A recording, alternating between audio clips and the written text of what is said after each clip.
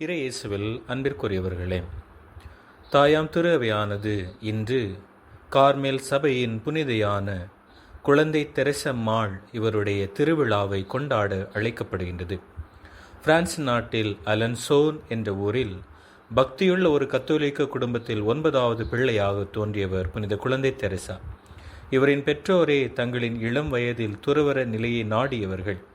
இறைவனின் திருவுளமோ அவர்கள் இருவரும் இல்லறத்தில் இருந்து கொண்ட இறைவனுக்கு ஊழியம் புரிய வேண்டும் என்றும் பின்னர் தங்கள் 5 மக்களை இறைவனுக்கு கையளிக்க வேண்டும் என்றிருந்தது. தெரசா 9 வயது முதல் தமது மூத்த சகோதரர்களைப் போல் கார்மேல் மடத்தில் சேர்ந்து இறைவனுக்கு ஊழியம் புரிய வேண்டும் என்ற குறிக்கோளில் இருந்தார்.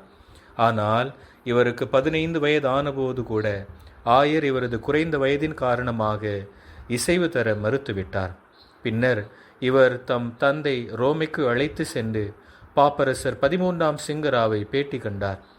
இவருக்கு 15 வயது முடிந்ததும் கார்மேல் மடத்தில் சேர்த்து கொள்ளப்பட பாப்பரசரின் தனி இசைவு பெற்றிருந்தார்.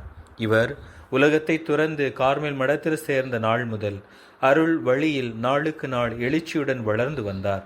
குழந்தை உள்ளம், ஆழ்ந்த தாழ்ச்சி, பலிப்பொருளாக தம்மை கருதி அதன்படி நடப்பது இறை அன்பு, இறை நம்பிக்கை ஆகிய இத்தகைய புண்ணியங்களில் தலை சிறந்து விளங்கினார். இவற்றையே விண்ணகம் போய் சேர்வதற்கான குறுக்கு வழிகள் என்று நமக்கு அறிவிக்கின்றார். துறவற வாழ்வில் 9 ஆண்டுகளை இறைப்பணி ஆற்றினார். இருப்பினும் இந்த 9 ஆண்டுகளும் ஆண்டவருக்கு சொல்லற்கரிய சிலுவைகளை மிகுந்த பொறுமையோடும் மகிழ்வோடும் மன வலிமையோடும் சுமந்து வந்தார். கார்மேல் மடத்தில் சிலுவைகள் நிறைந்த இவரது வாழ்வு ஒரு வேத சாட்சியின் மறைவிற்கு ஒப்பாக இருந்தது.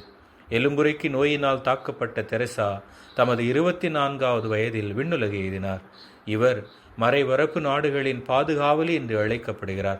இறை அன்பில் உந்தப்பட்டு கீழே கிடக்கும் ஒரு குண்டூசை எடுப்பதன் மூலம் ஒரு ஆன்மாவை மீட்க முடியும் என்ற சிறு ஆன்மீக வழியை நமக்கு தந்துள்ளார். ஆகவே இவருடைய வாழ்வை நம்முடைய வாழ்வின் அடித்தளமாக கொள்வோம். சிறு வழியில் இறைவனை நமது சொந்தமாக்கும் அருளினை வேண்டி நாம் இந்த சிந்தனைகளை தியானிப்போம். குழந்தை இயேசுவின் அருளும் ஆசையரும் உங்களோடு என்றும் தங்குவதாக. ஆமென்.